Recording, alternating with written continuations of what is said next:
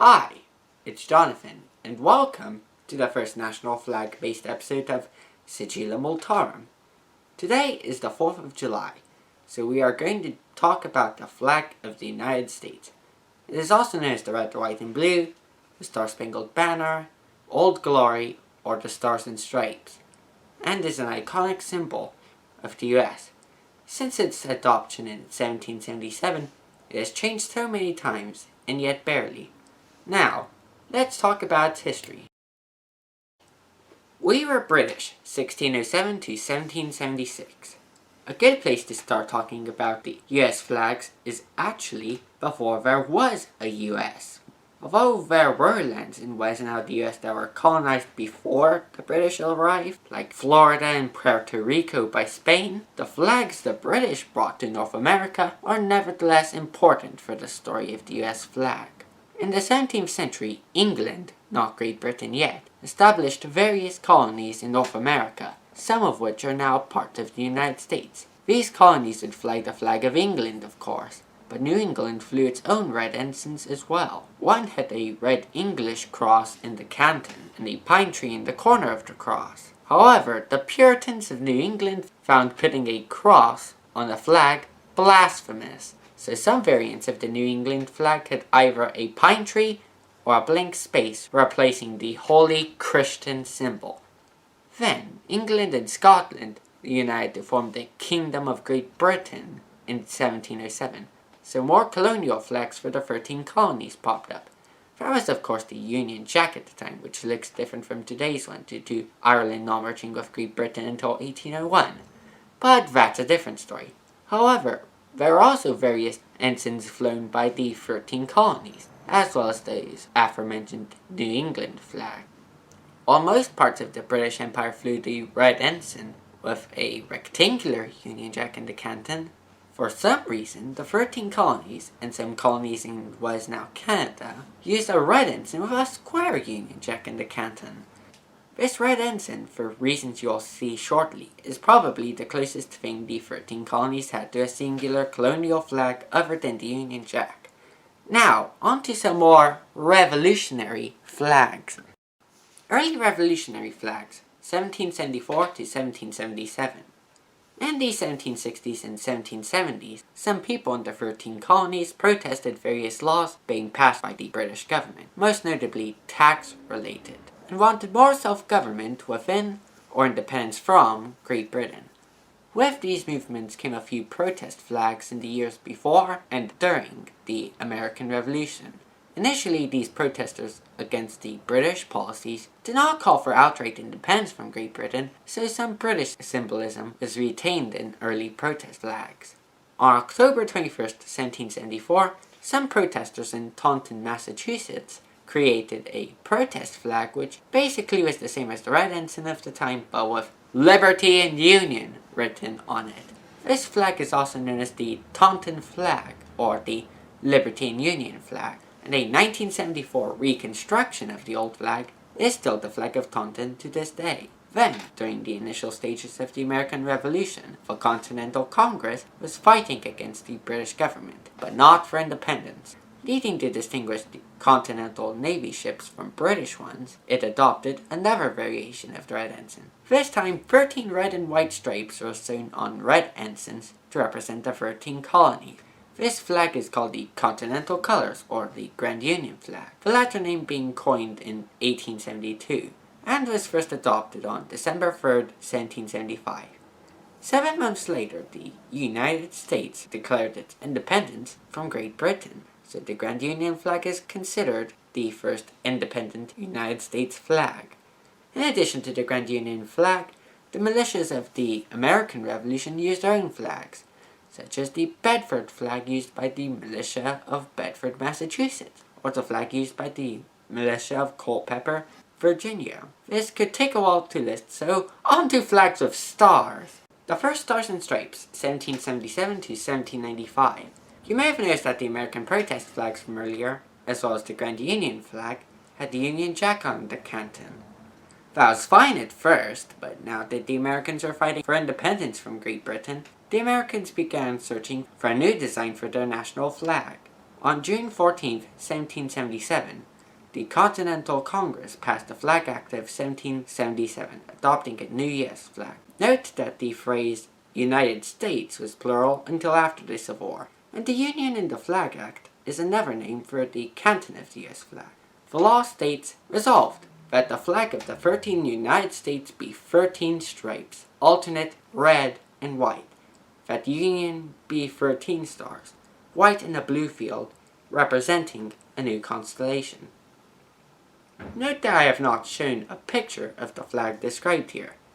That is because the specific details of the flag were not standardized at the time.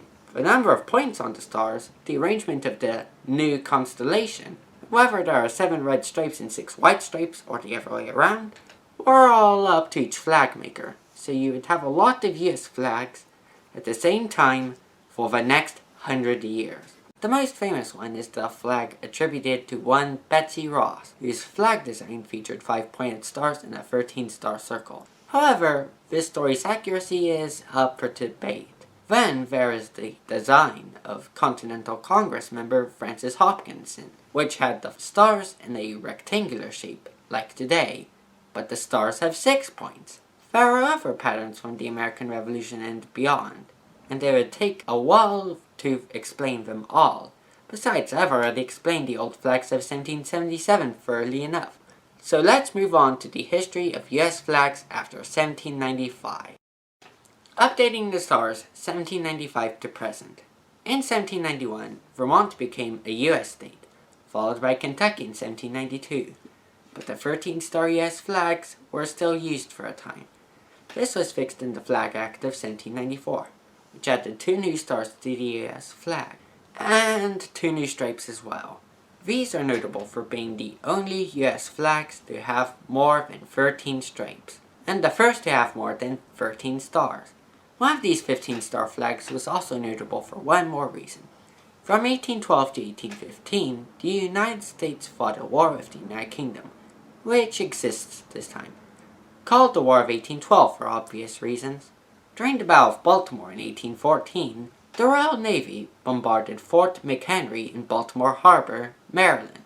However, the Americans won the Battle of Baltimore, and that victory inspired the lawyer Francis Scott Key to write the poem Defense of Fort McHenry shortly afterwards. This poem's lyrics became the lyrics to The Star-Spangled Banner, a patriotic song that became popular in the 19th century and was adopted by the US government as a national anthem in 1931, which it still is today. Meanwhile, another notable law relating to the US flag was passed. 5 states were admitted as states from the 15-star flag's adoption in 1795 until 1818, rendering the 15 stars outdated. So the US Congress passed the Flag Act of 1818, which changed the number of stars from 15 to 20. That's not all, however. The number of stars on the US flag would change every July 4th after a new state is admitted. Meanwhile, the stripes were reverted to 13 to commemorate the 13 colonies. Later, when the US flag got the nickname Old Glory in 1831, it had 24 stars, as it was from 1822 to 1836. During the American Civil War, the Confederate States adopted its own flags, but we won't dive into them much, because it was never recognized by any country. The United States, as a result, kept the Southern States' stars, and added more in 1861 with Oregon and 1863 with West Virginia. Meanwhile, the American Civil War resulted in the US flag, previously seen mostly on government buildings and ships, being displayed more often in public, which it is to this day. However, the shape of the stars was still not standardized, even though the US Navy always used a rectangle. This changed in 1911, when New Mexico and Arizona were admitted to the US as the 47th and 48th state respectively. On July 4, 1912, a 48-star US flag was adopted, but this time the arrangement of the stars was standardized as being a rectangle, after over 100 years designers making their own constellation. Later, Hawaii was admitted as the 50th state on August 21, 1959. As a result, the current US flag was adopted on July 4, 1960, a flag with 13 red and white stripes and 50 stars. Which brings us to the symbolism of the US flag. US flag symbolism. It is common knowledge that the 50 stars represent the 50 US states, and the 13 stripes are meant to represent the 13 colonies. The colors are up to interpretation, however. One interpretation of the colors actually comes from discussion on designing the Great Seal of the United States. The Secretary of the Continental Congress, Charles Thompson, proposed an interpretation of the colors of the Great Seal. Red for strength and valor, white for innocence and purity, and blue for perseverance, vigilance, and justice.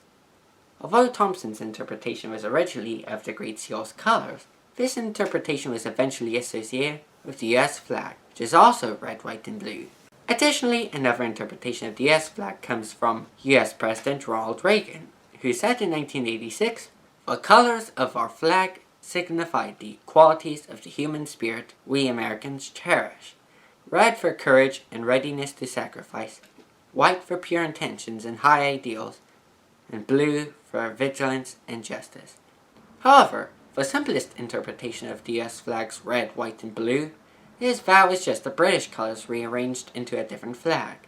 As Mike Buss, a flag expert in the American Legion, said, "Our heritage does come from Great Britain, and that was some of the thought process that went about in coming up with our flag. They come from the three colors that the Founding Fathers had served under or had been exposed to." So, that's the symbolism behind the red, white, and blue US flag. Now, on to the outro. And now you know the history and symbolism behind the US flag. In a few days, I will release a video on the flags of US states, territories, and Washington, D.C. For now, I hope you enjoyed this video. If you did, please leave a like on it. If you enjoyed the entire channel, subscribe to it. And if you want to know when my next video will be coming out, click the bell button after you subscribe. And I'll see you in the next video.